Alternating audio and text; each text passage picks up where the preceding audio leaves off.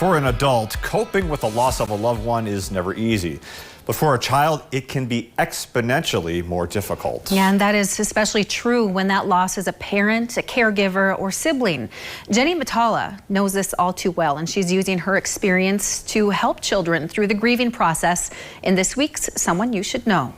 At the tender age of 6, Jenny Maattala experienced a loss no child should have to endure. Her mother passed away after a 2-year battle with a brain tumor, leaving Jenny, her 8-year-old brother, and their father behind. I think that I handled it differently than my brother did, for sure. He went more of the sports route, but he also was not the kind of guy that wanted to talk a lot about his feelings, whereas I could talk about mine a little easier, but I used writing a lot. As the years went by, Jenny became very close to her older half-sister Casey, who lived in a nearby town with her own mother. After moving to Fargo for college, then to Sioux Falls, and ultimately New York to work as a publisher, Casey was the person Jenny called for advice. I took every piece of advice from her, and for a long time it was always the WWJD, what would Jesus do? But mine was, what would Casey do?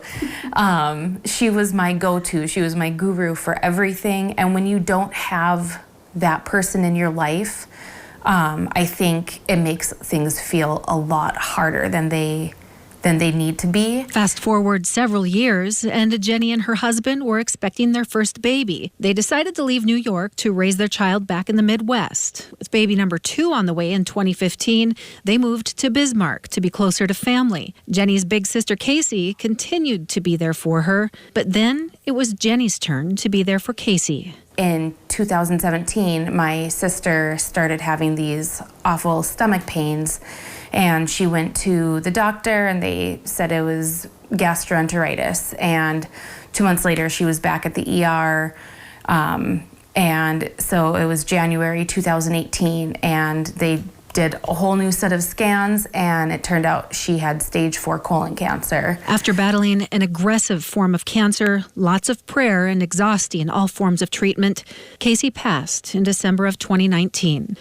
I just thought, she has these 4 beautiful kids, and it was devastating thinking about them growing up without their mom, because she was everything to them. She quit her job. She was like super mom. Jenny hated to think of her niece and nephews going through what she and her brother went through. So that's when the idea for Soul 57 came to mind. 57 was my sister's lucky number. And so anytime she had laundry, she's like, I have 57 loads of laundry to do, or there's 57 kids playing in my house today.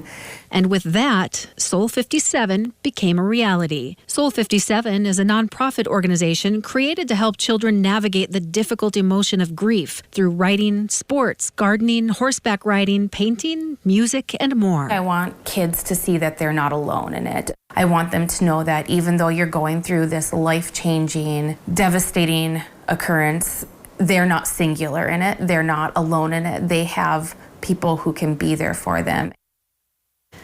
Soul 57 is an established nonprofit that will be fully operational come this fall, and the organization will offer group therapy with a licensed social worker twice a month for children who have lost a parent, a sibling, or primary caregiver. Workshops will also happen once a month. Meals will be provided, and all services will be free of charge. And to learn more about the organization and how it can help a child you know, you can visit our website at kxnet.com.